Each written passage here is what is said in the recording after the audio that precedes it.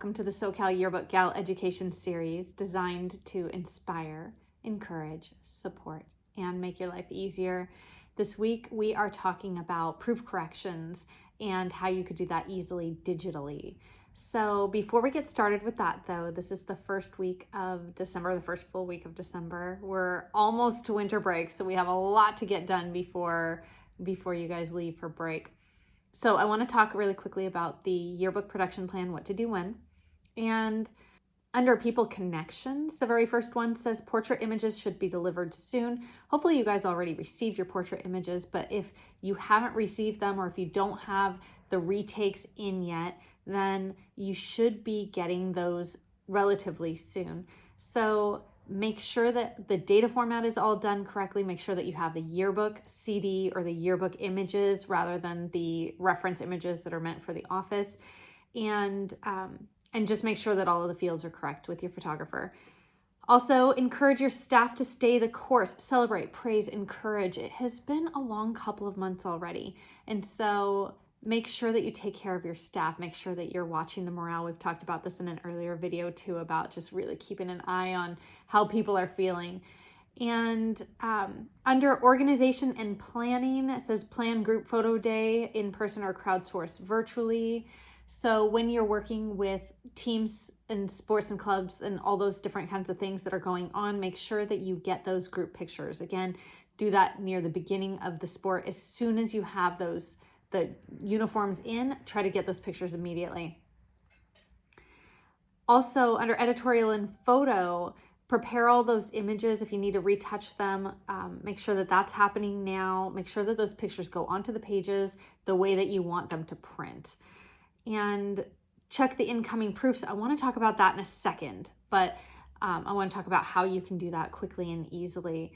But also create thematic tie-ins for ads and ad pages. If there's a way to kind of make those ads look like they're supposed to be a part of your book, that's a really great thing to be focusing on right now.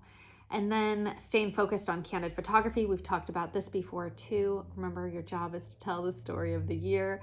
Let's tell the story of the year with action and emotion in your photos. Also, kind of going hand in hand with what we're going to be talking about with your proofs and your corrections. It's a short month, so make sure that those pages get done before you leave for break. There's really just nothing worse than having that deadline hanging over your head over break. So if you can use these 2 weeks to really just knock those pages out, get them done, get them submitted, meet those deadlines before break, that's really just the best way to do it. To spend your entire break working on yearbook is just, it's hard. It's hard on you. It's hard on the kids. It's hard on your families. So try to get that done before break if you can.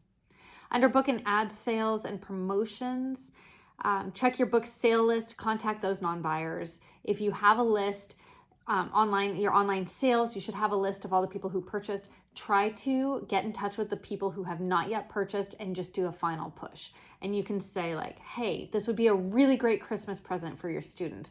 Or don't forget to purchase your yearbook before the new year because the prices are going to increase or something like that. Or early bird special, which everybody loves a deal. So do something along those lines and try to sell more books as fast as you can. Continue invoicing advertisers. If you are selling to businesses, selling ads, make sure that you invoice them right away. Don't wait until the end of the year to invoice them. And then the last part under staff development, it says identify a quality conscious staffer to head quality control, task them to lead peer reviews for completed spreads.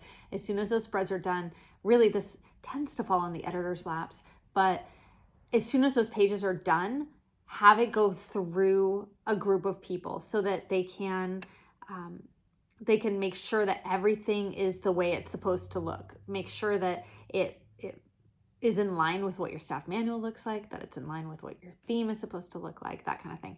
And then the last part that I wanted to talk to you about really quickly is about editing. So we talked last year because editing was different. Like when you have actual pages coming in or proofs, or when we have a group of students sitting around the table, like that's so nice. I used to do it that way. I'd have a group of my students, we'd all sit around at our desks, we'd turn it into a circle, and then we would go through the pages and proof, sign your name if it's approved, and then hand it over to the next person and just go along around the line.